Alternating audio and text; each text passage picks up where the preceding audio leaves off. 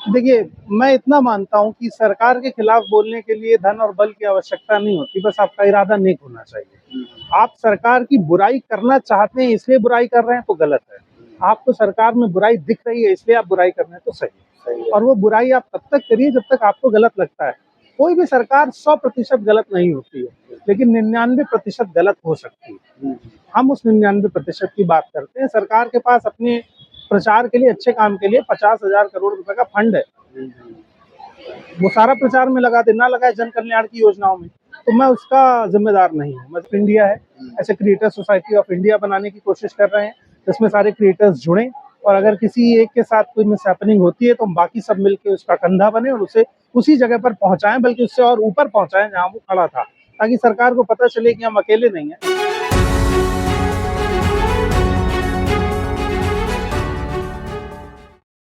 आपका स्वागत है। प्रेस क्लब ऑफ इंडिया में हैं और हमारे साथ जो चेहरे हैं राघव त्रिवेदी जी। राघव त्रिवेदी जी को आप बहुत भली भांति जानते हैं और ये तब से वायरल हुए जब अमित शाह की रैली में वो हादसा हुआ था जहां इन्होंने सच्चाई दिखाई।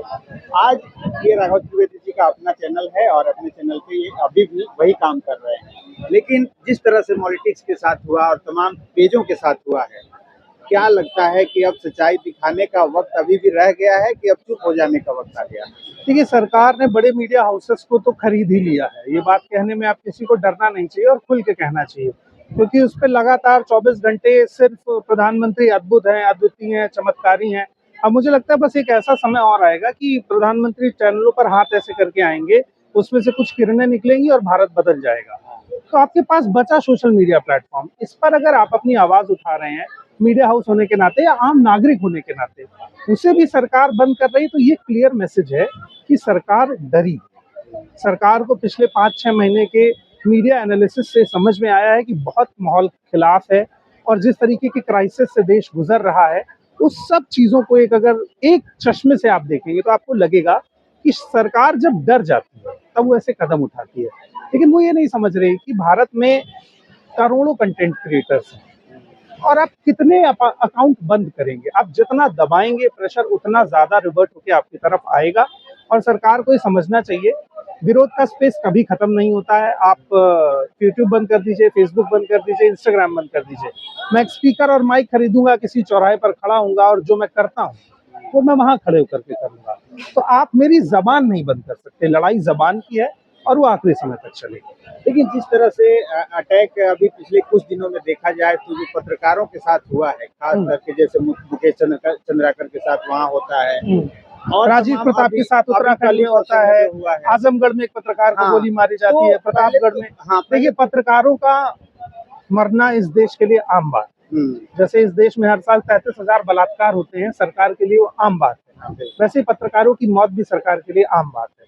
लेकिन नेता के कुत्ते की मौत श्रद्धांजलि का विषय बन जाती है। मैं इसलिए इस देश के सिस्टम के खिलाफ हूँ कि यहाँ हर आदमी की जान की कीमत इक्वल होनी चाहिए। एक पत्रकार उसी तरह से जैसे सरहद पे खड़ा हुआ जवान है, वो बाहर के दीमक से लड़ रहा है, हम अंदर के दीमक से लड़ रहे हैं, दोनों लोग सफाई कर रहे हैं। तो अगर आप उनके साथ नहीं खड़े हो सकते हैं, और इसमें इस देश के नागरिकों की भी बहुत बड़ी गलती है। वो इंटरटेनमेंट का कंटेंट, कपिल शर्मा शो और इंस्टाग्राम पे डांस की आने वाली रील्स, ये सब देखना पसंद करते हैं, पर जो उनके मुद्दे हैं उस पर वो कंधे उचका के कहते हैं कि इससे हमें क्या लेना देना है। देश के नागरिकों की जिम्मेदारी है कि वो पत्रकारों को सुने, ना कि धीरेन्द्र शास्त्री जैसे बाबाओं को।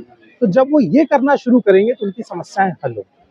जो बाकी चैनल हैं जिनके साथ पीछे भी जो कुछ हुआ था, जैसे लोकसभा चुनाव के समय ये जो पीएम है वो बंद किया गया था, लेकिन फिर उसको रिकवर कर दिया गया, फिर दोबारा अभी 4 PM बंद हुआ, फिर तमाम जो चैनल हैं वो बंद हुए।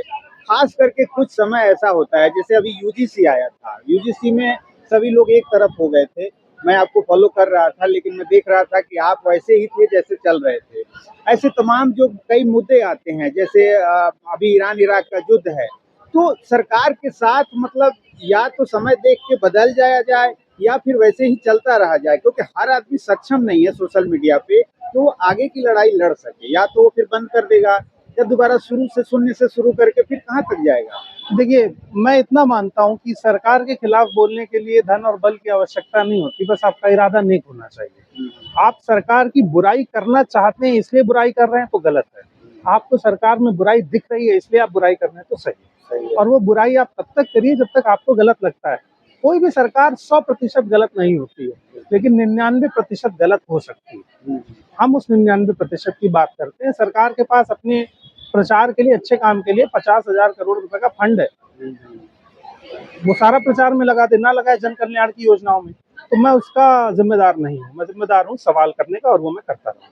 चलिए, तो आगे बाकी जो तमाम क्रिएटर हैं उनके लिए क्या मैसेज है? उनके लिए यही मैसेज है कि हम एक क्रिएटर ग्रुप फॉर्म कर रहे हैं, जैसे प्रेस क्लब ऑफ इंडिया है, ऐसे क्रिएटर सोसाइटी ऑफ इंडिया बनाने की कोशिश कर रहे हैं, जिसमें सारे क्रिएटर्स जुड़ें और अगर किसी एक के साथ कोई मिसहैपनिंग होती है तो हम बाकी सब मिलके उसका कंधा बने और उसे उसी जगह पर पहुंचाएं, बल्कि उससे और ऊपर पहुंचाएं जहां वो खड़ा था, ताकि सरकार को पता चले कि हम अकेले नहीं हैं, हम मजबूत हैं।